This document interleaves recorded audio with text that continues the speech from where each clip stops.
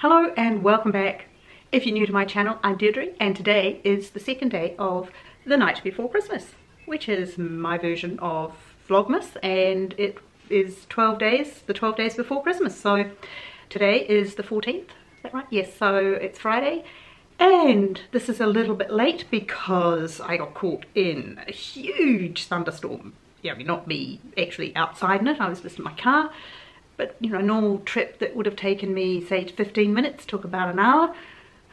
It was slow, it was long, and it was incredibly wet. I mean, it was just tipping down. Anyway, so I'm running a bit late for a number of reasons, but I'm here. And what I want to do today is to give you a little bit of a sneak peek into planning for 2019. Now, I'll do a planning video that I'll put up on the 3rd of January, and I'll go through my planning process and what I do to sort of set myself some goals and how I intend to achieve them for the coming year. But this is just a little bit of something to think about before that, and God forbid, before anybody does any sort of New Year's resolutions or anything like that. I don't sort of do those anymore. They have left the building. I've decided they're outmoded for me, but, you know, I appreciate that other people like them. Yeah, it's actually quite cool, so I've put on a turtleneck. And so, hang on, I'm just getting my notes because I'm going to need notes for this. So this is just a bit of a sneak peek. And I'll take you through some of the things that I'm doing right now so that I can think about how I want to plan my 2019. And I really believe in pre-planning and thinking about it, because it's the old story. If you don't know where you're going, you know, you need a map. You need a destination and a map to get where you want to go. And you may also need to do a little bit of dreaming to think about where it is that you would want to go, but that's coming up. So the first thing that I'm doing, and perhaps you would like to do as well, is to think about the things that worked out really well for you in 2018. Maybe you had a project go well, or you planned a holiday and it worked out beautifully. You know, all sorts of things really. Any project, any goal, anything that you achieved that you were really proud of, it's worth writing them down, because you do forget. I mean, we all forget the good wins. We remember the bad stuff, I'm afraid. We're negatively biased. It's just the way our psychology works. So it's good to think about the things that worked really well and to get that sort of win on the board almost, and make yourself remember it. And then once you've done that, think about why each of those things, no more than say 3, why they actually worked out really well. Perhaps you learned a new skill, or you did some really thorough planning, or, you know, maybe you changed up your environment a little bit. Anything like that that's going to be a reason for your success and your achievements. So that's the first thing it's worthwhile doing.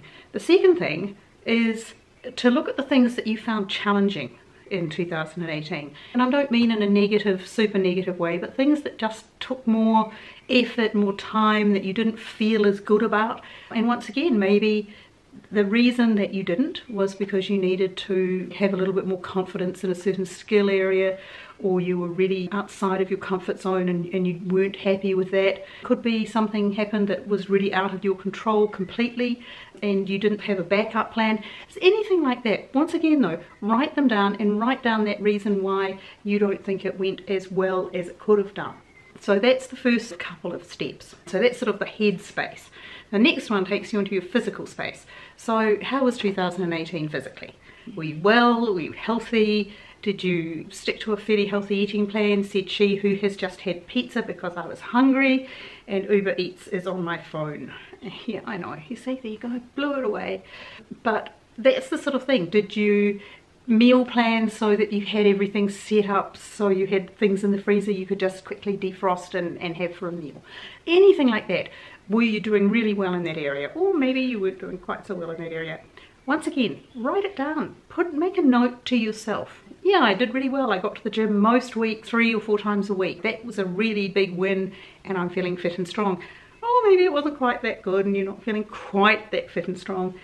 And that's for me. I've really struggled this last sort of 6 months with an ulcerated toe, and I haven't been walking the way I like to walk, and I haven't been going to the gym as often. I mean, I still go, but it's not not with the happiness that I normally do, sort of thing, because I think, oh God, you know, it's just, I end up feeling pain, and pain is never good. So those sorts of things. Perhaps you could think about how you would really like to feel physically, and what you perhaps could do to achieve that, to get yourself really healthy so your immunity is up, so you'll be dealing with those winter colds or summer colds and hay fever at the moment here, those sorts of things.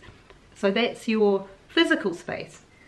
And then the third area, they're the sort of dreams or your future planning. You may have some really quite specific things that you know that you'll be doing already, in which case put them down. Think about what you'll have to do to make them work as well as the things that worked well in 2018. Or perhaps you would just like to do some dreaming about where you would like to go or to be mentally or career-wise or relationship-wise, socially, spiritually, all of that sort of thing in 2019. And make some little jottings to yourself about what do you think would be needed from you in order to achieve those sorts of dreams, those goals. That then deals with somewhat of your future space, okay? So you've got those three. You've got your sort of past, good and more challenging, though to be fair, challenging is not bad. Challenging is just a learning experience.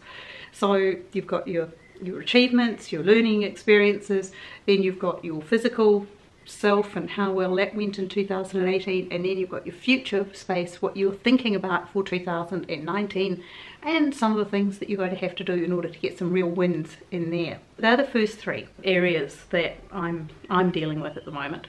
And then I came up with the fourth. And the fourth isn't so much something I have to think about a lot, but I wanted to just put it into my brain, just sort of like let it hang there so that I could fill in the spaces as I thought about it, as my brain gave it to me. And the space, well, I'm going to start each month with a different little phrase, and the phrase will be I am ... I am something.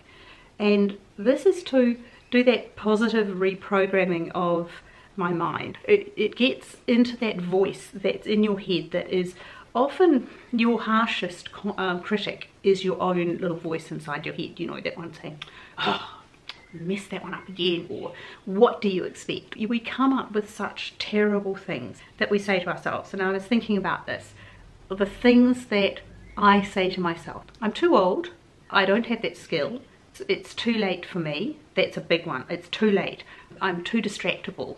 Maybe I'm not capable of X. That would be too hard. That's for younger people. That's for people with different skills. Oh, I couldn't manage that. I don't have enough money to do that. Or you name it, I can fill in the blanks with a negative.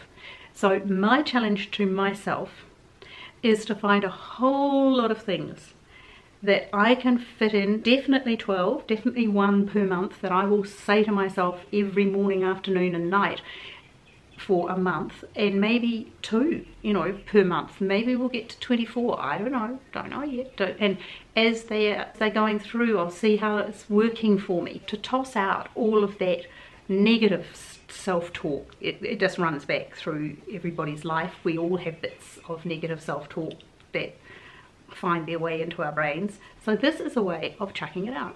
So for me, it's going to be the things I would like to have more of in my life. Be able to say I have achievements and things that are right for me. For example, I am fit and strong and healthy. I am fit and strong and healthy. I am a doer and a dreamer, that I don't just dream things, I do them. Not I want to be, not I could be, maybe I'd like to be. I am. It's happening. It's right now. It's something I have already. I am courageous. What else have I said? I am just the right age for whatever. I'm just the right age for. I'm a beginner. I'm a beginner. No matter what age or stage you are in life, there's nothing better than claiming I'm a beginner. Maybe I'm a beginner at paddleboarding, which is a thought. Might have to get a bit stronger to do that, but hey, good balance. I could do that. All sorts of things. Maybe I won't take up rock climbing, but I could learn to really up my photography skills. I'd like to learn better editing. There are so many things, but I'm a teacher, I'm a motivator, I'm a student. What else have I got here? Oh, here's my favorite one. I'm an explorer. I really liked that one. I thought that was fun. So I think what I'm talking about is claiming positive statements about yourself, that feedback. You do that feedback loop in our heads. And in my head, that tells me good things about myself. I'm a hard worker. I am organised. I am structured, and I'm a businesswoman, and I'm a videographer, and I'm a YouTuber.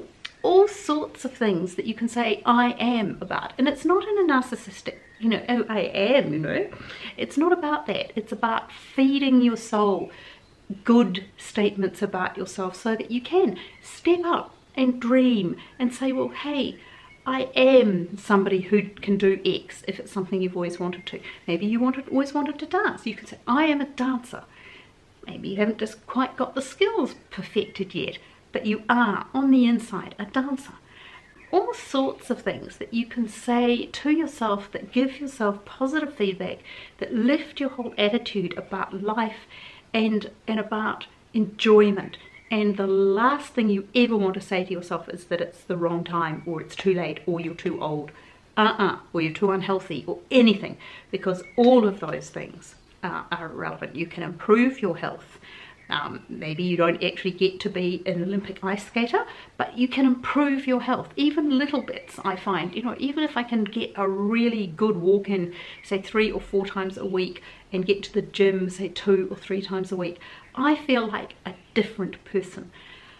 Okay, that's it for day 2 of Vlogmas. And I know it's not sort of related to Christmas, but it is related to the new year. I just think that taking ourselves out of any negativity and adding a positive view of how we can approach the new year, it's worth more than anything else, really. Okay, enough of that. I will be back tomorrow, so if you enjoyed this, give me a thumbs up and subscribe. Excuse me. And I will be back. What have we got ahead? We've got some decorating, the Christmas tree. We've got a little apartment, tour for Christmas. I've got lots of beautiful Christmas things to bake. If you enjoy that, give me a thumbs up so that I'll know that you like this, or comment down below, let me know what you'd like me to do. And I need to look after some of the garden plants. I want to get into the city and do the city lights for you, because it's really looking beautiful in the city. But tonight was not the night for it. It's grey, it's dark, and even though the thunderstorm has passed, it's still really wet and not a good time to be in the city. So that's coming up in the next couple of weeks.